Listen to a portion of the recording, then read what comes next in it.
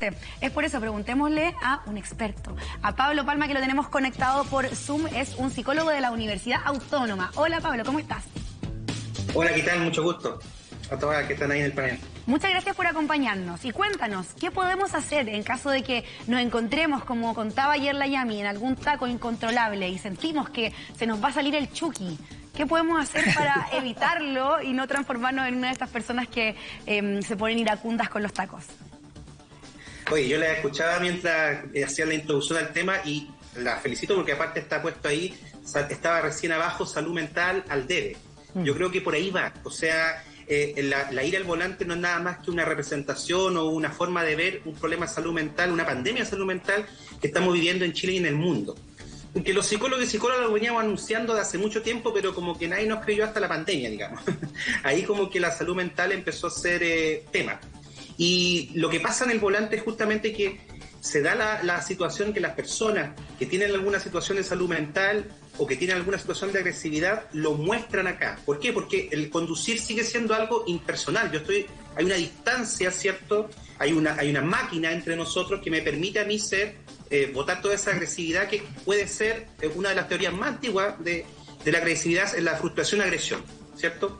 Yo tengo frustración y eso se transforma en agresividad.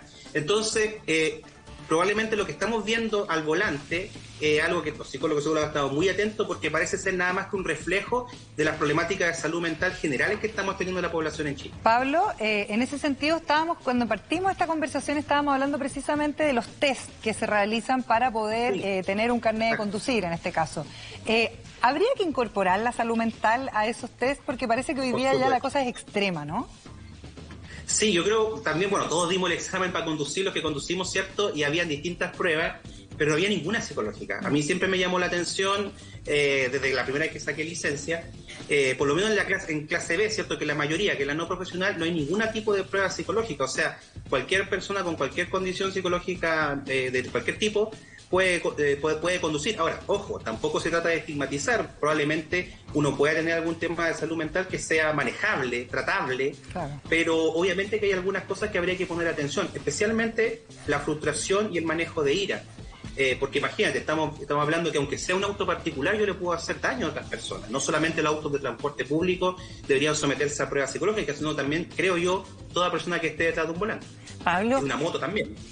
Cierto, Pablo, vemos mientras estamos conversando imágenes muy violentas de situaciones de tránsito en que las personas actúen de forma totalmente irracional porque estamos hablando de un vehículo que es un bien, que no siempre es barato, pero no escatiman en incluso destrozarlo con tal de lograr esta expresión de ira y que es bien extrema.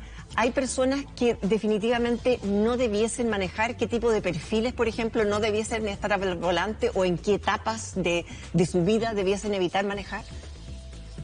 Bueno, lo que sabemos por la evidencia, ¿cierto?, es que en general los hombres son propensos a accidentes más graves, ¿ya? O sea, si al final del día las mujeres manejan mejor, porque tienden a tener accidentes más pequeños, topones, que no ponen en riesgo a nadie, digamos. Pero el hombre es más audaz para conducir y tiende a tener más accidentes y también más agresividad al volante, especialmente en la población adulto joven o adultez emergente, que se llama. Entre los 18 y los 25 años es la edad más violenta y más audaz al volante.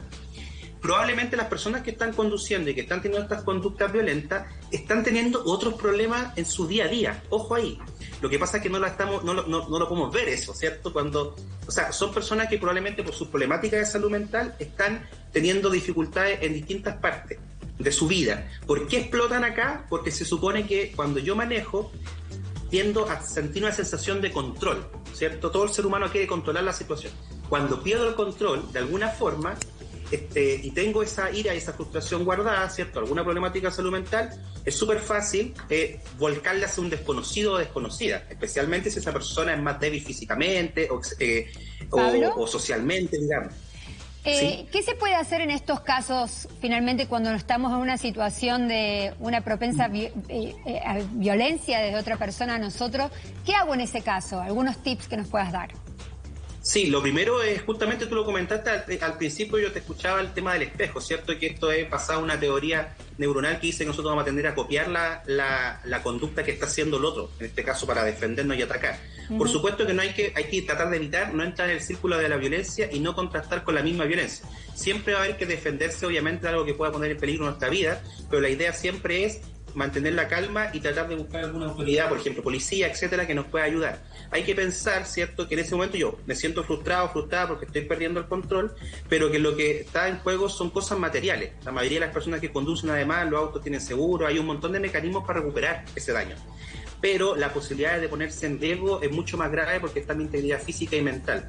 Por lo tanto, por ahí también, Margot creo que lo dijo, esto de dejar pasar, ¿cierto? Parece ser un poco, a veces, uno podría sentirse que se deja pasar, que se lo pasan a llevar, ¿cierto? Así como, pucha, ¿cómo voy a dejar que...?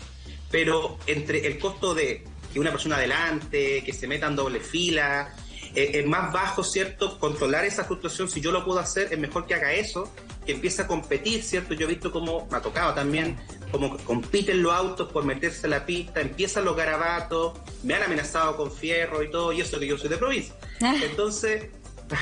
para evitar esa situación va a ser trabajar el control de impulso de uno, porque finalmente lo que uno puede hacer es entender de que en esas situaciones uno no tiene el control. En ninguna situación uno tiene el 100% el control, pero cuando me encuentro con un conductor o conductora violenta, pierdo el control de la situación y tengo que dejar que ese control se pierda. No tratar de ser yo la persona dominante, porque ahí se va a generar esta escalada de violencia, como vemos en los videos ahí, que puede llegar a los golpes, a echar el auto encima. Hay una persona que murió hace un tiempo, me acuerdo también, etcétera. Pablo, en realidad, gran tema y muchas gracias por todas las luces que nos diste sobre él. Una pregunta muy cortita, porque nos tenemos que ir a otra cosa dentro del mismo tema. Estas personas que tienen estas reacciones, ¿al día siguiente se dan cuenta y dicen cómo pude hacer eso? O cuando están ya en la cárcel, por ejemplo, y sufren de algún castigo por su conducta, ¿se dan cuenta? Generalmente hay dos grupos. Hay un grupo que nunca se da cuenta, porque va a tener el locus de control externo. Me provocaron, yo no fui. Esto es como cuando un niño saca más notas, ¿cierto? Nunca fue él. El profesor me tiene mala, qué sé yo. Pero hay otro grupo que tiene mayor control de impulso, que fue una situación más puntual, que se da cuenta inmediatamente y se siente culpable y todo. Ese grupo es el más común, digamos, gracias, menos mal, digamos, pero está el otro grupo que nunca se da cuenta. Ese es el más complejo. Bien complejo y bien peligroso. Muchas gracias, Pablo, por estar con nosotros. Bueno, y también agradecer